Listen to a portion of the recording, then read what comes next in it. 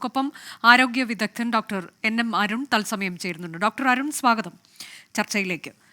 ഇപ്പം ഈ കോളറ എന്ന് പറയുന്നത് നമുക്കറിയാവുന്നതുപോലെ വൃത്തിഹീനമായ ഭക്ഷണം അല്ലെങ്കിൽ വെള്ളം അതിലൂടെയൊക്കെ പകരുന്നതാണ് എന്നതാണ്. അപ്പോൾ ഇത് വീണ്ടും ഈ തരത്തിലേക്ക് ഒരു വ്യാപകമാകുന്ന സാഹചര്യത്തിലേക്ക് പോകുന്നത് എന്തുകൊണ്ടാണ്? 6 മാസത്തിനിടെ 9 പേർക്ക് നമ്മുടെ സംസ്ഥാനത്ത് കോളറ സ്ഥിരീകരിച്ചിട്ടുണ്ട്. ഇപ്പോൾ ഒരു മരണം ഉണ്ടായിട്ടുള്ളത് ഇതുകൊണ്ടാണോ എന്നുള്ളത് അറിയില്ല, പക്ഷേ ലക്ഷണങ്ങളൊക്കെ അതിൻ്റേതാണ് എന്ന് പറയുന്നു. എന്നാൽ അതിലൊരു പക്ഷേ സംശയത്തിന് ബലം നൽകുന്നത് ഇതേ സ്ഥാപനത്തിൽ തന്നെയുള്ള ഒരാൾക്ക് ഇതിനോടകം കോളറ സ്ഥിരീകരിച്ചിട്ടുണ്ട് എന്നതാണ്. കൂടുതൽ 12 പേർ ലക്ഷണങ്ങളോട് ചികിത്സയിലുമുണ്ട്. അപ്പോൾ ഇത് 2017 മറ്റോ ആണ് എന്നാണ് എനിക്ക് തോന്നുന്നത് നമ്മുടെ സംസ്ഥാനത്ത് അവസാനമായി കോളറ മൂലം ഒരു മരണം ഉണ്ടായത്. അപ്പോൾ കോളറ പോലെയൊക്കെയുള്ള ഒരു മഹാമാരി നമ്മുടെ നാട്ടിൽ ഇങ്ങനെ ഇതൊരു കുറച്ച് വലിയൊരു കണക്ക് പോലെയാണ് എനിക്ക് കേൾക്കുമ്പോൾ തോന്നുന്നത്. അതങ്ങനെയാണോ ഡോക്ടർ അരുൺ? അതെ, തികച്ചും നിരാശാജനകവും ആശങ്കാജനകവുമാണ്. കേരളം നമ്മള് ശുചിത്വത്തെ കുറിച്ചും വ്യക്തി ശുചിത്വവും നമ്മുടെ സെപ്റ്റിക് ടാങ്കുകളും ടോയ്ലറ്റുകളുടെയൊക്കെ മേന്മയെ കുറിച്ചൊക്കെ ധാരാളം മേനി പറയുന്ന ഒരു രാജ്യമാണ്, സംസ്ഥാനമാണ്. അപ്പൊ അവിടെ ഇങ്ങനെ വരുന്നു എന്ന് പറയുമ്പോൾ നമ്മുടെ ജലത്തിന്റെ ക്വാളിറ്റി, വാട്ടർ ക്വാളിറ്റി കുറച്ചലമായിട്ട് വളരെ മോശമായിട്ടുണ്ടെന്ന് തന്നെ പറയേണ്ടി വരും. നമ്മുടെ കിണറുകളിലായാലും പുഴകളിലായാലും അതുപോലെ നമ്മുടെ water supply, drinking water supply ചെയ്യുന്ന തദ്ദേശ സ്വയംഭരണ സ്ഥാപനങ്ങളുടെ വാട്ടർ സപ്ലൈയുടെ ക്വാളിറ്റി ആയാലും വാട്ടർ ക്വാളിറ്റി മോശമാവുന്നതുകൊണ്ടാണ്, വാട്ടറിൽ കണ്ടാമിനേഷൻ വരുന്നതുകൊണ്ടാണ് ഇതുപോലെയുള്ള ജലജന്യ രോഗങ്ങൾ പടരുന്നത്. നമുക്കറിയാം, വൈറൽ ഹെപ്പറ്റൈറ്റിസ് എ ഇതുപോലെ തന്നെയാണ് പകരുന്നത്. അത് കാര്യമായിട്ട് പടർന്നു പിടിച്ചുകൊണ്ടിരിക്കുകയാണ് കേരളത്തില്.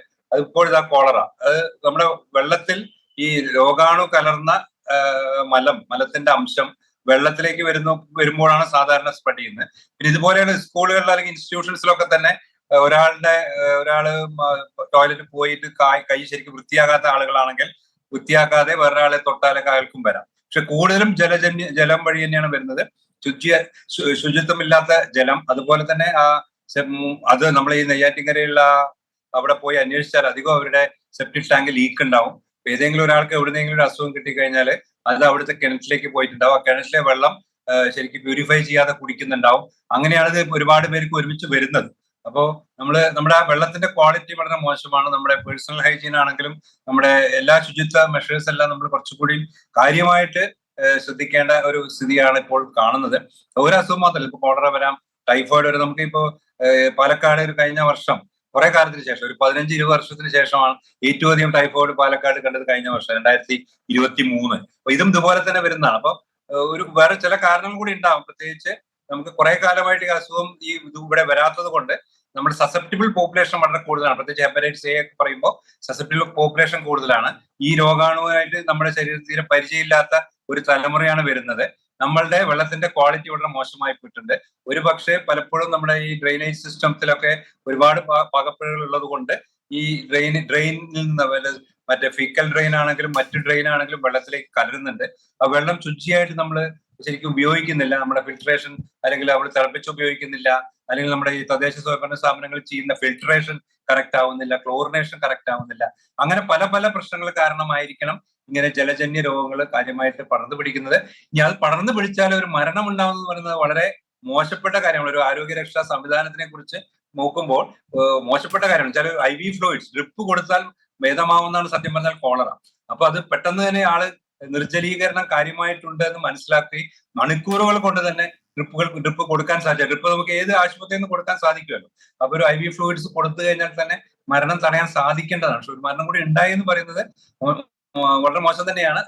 മരണം എന്നുള്ളത് സ്ഥിരീകരിച്ചിട്ടില്ല, പക്ഷെ ലക്ഷണങ്ങൾ ഉണ്ടായിരുന്നു. അത് സ്ഥിരീകരിക്കാൻ ഇനി എനിക്ക് തോന്നുന്നു പോസ്റ്റ്മോർട്ടം റിപ്പോർട്ടൊക്കെ പുറത്ത് വന്നാലേ അത് സ്ഥിരീകരിക്കാൻ കഴിയുകയുള്ളൂ. പക്ഷെ ഇദ്ദേഹത്തിന് വയറിളക്കമൊക്കെ ഉണ്ടായിരുന്നു എന്നാണ് പറയുന്നത്. എന്നാൽ അതേ ഇടത്ത് ഉള്ളവർക്കാണ് ഇപ്പോൾ സ്ഥിരീകരിച്ചിട്ടുള്ള ഒരാൾക്ക്, കൂടാതെ ലക്ഷണങ്ങളുള്ള 12 പേർ ചികിത്സയിലും കഴിയുന്നുണ്ട് എന്നതാണ്.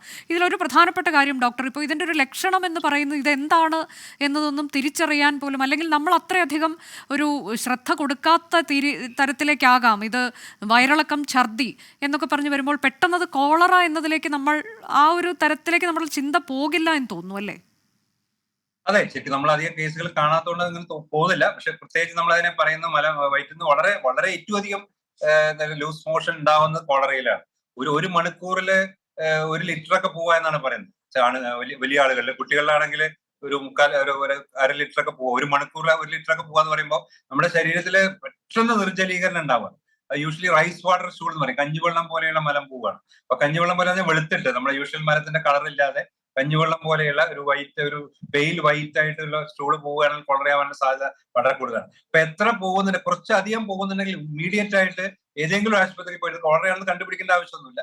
ഇമ്മീഡിയറ്റ് ആയിട്ട് ഇത്രയധികം പോകുന്നുണ്ട്, എത്രയും പെട്ടെന്ന് IV ഫ്ലൂയിഡ്സ് കയറ്റണം എന്ന് പറഞ്ഞാൽ ഏതെങ്കിലും ആശുപത്രിയിൽ പോയി IV ഫ്ലൂയിഡ്സ് കയറ്റിയാൽ ഇത് രക്ഷപ്പെടുത്താവുന്നേ ഉള്ളൂ. അല്ലാതെ മറ്റു ചികിത്സകൾക്കൊന്നും വലിയ പ്രാധാന്യമില്ല. ശരിയാണ്, ORS കൊടുക്കാം, ചെറുതായിട്ടൊക്കെ പോകുന്നുള്ള ORS കൊടുക്കാം.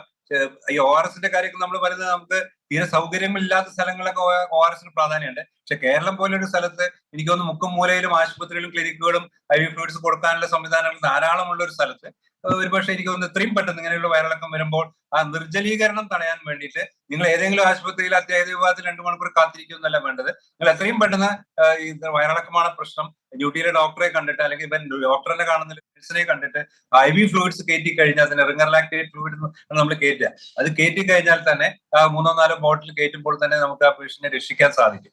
അതുകൊണ്ട് ഇത് കൊളറ 50% മരണനിരക്ക് പറയുമെങ്കിലും അത് തടയാവുന്ന ഒരു മരണമാണ് ഞാൻ പറയുന്നത്. അത് ഇത്രയധികം വെള്ളം ഈ ലൂസ് മോഷൻ പോകുന്നുണ്ട് എന്നൊരു മനസ്സിലാക്കൽ മാത്രം മതി, അല്ലാതെ രോഗാണുവിനെ കണ്ടുപിടിക്കേണ്ട ആവശ്യമൊന്നുമില്ല.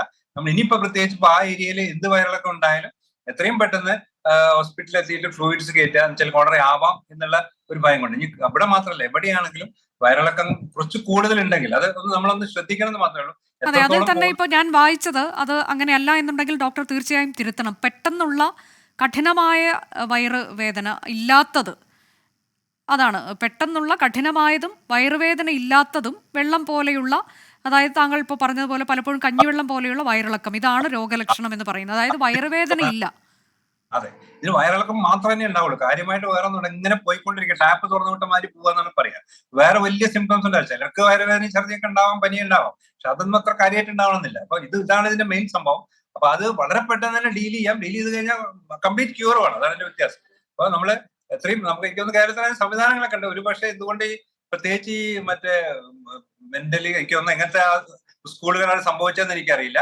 ആ രോഗി കൃത്യമായിട്ട് കാര്യങ്ങൾ പറഞ്ഞ് മറ്റുള്ളവർക്ക് പറഞ്ഞു കൊടുക്കാൻ പറ്റാത്ത ഒരു രോഗിയാണെങ്കിലാണ് ഇതൊക്കെ പ്രശ്നങ്ങൾ വരിക. ഇത്രയധികം പോകുന്നുണ്ട് എന്ന് മറ്റുള്ളവർ മനസ്സിലായിട്ടുണ്ടാവില്ല എന്ന് എനിക്ക് തോന്നുന്നു. അതുകൊണ്ടായിരിക്കും ചിലപ്പോൾ സംഭവിച്ചത്. അപ്പൊ നമ്മൾ ഇത്രയധികം പോകുന്നുണ്ടെന്ന് നമുക്ക് അറിഞ്ഞു കഴിഞ്ഞാൽ എത്രയും പെട്ടെന്ന് തന്നെ നമുക്ക് ഈ നിർജ്ജലീകരണം തടയാൻ സാധിക്കും. ആദ്യം ORS കൊടുക്കാം, കാര്യമായ ഛർദി ഇതിനുണ്ടാവില്ല, അതുകൊണ്ട് ORS കൊടുക്കാം. ORS കൊടുത്തുകൊണ്ടിരിക്കുക. ORS വേണമെന്നില്ല, കഞ്ഞിവെള്ളം കൊടുത്താൽ മതി, വീട്ടിലുള്ള കഞ്ഞിവെള്ളം കൊടുത്താൽ മതി. പക്ഷെ അത് കൊടുത്തുകൊണ്ടിരിക്കുമ്പോൾ തന്നെ അടുത്തുള്ള ആശുപത്രിയിൽ എത്തിയിട്ട് ഫ്ലൂയിഡും കയറ്റി കഴിഞ്ഞാൽ നമുക്ക് രക്ഷപ്പെടുത്താൻ സാധിക്കും. പക്ഷെ ഇത് ഉണ്ടാവാതിരിക്കുക എന്നുള്ളതാണ് നമ്മുടെ പ്രധാനമായിട്ട് ചെയ്യേണ്ടത്.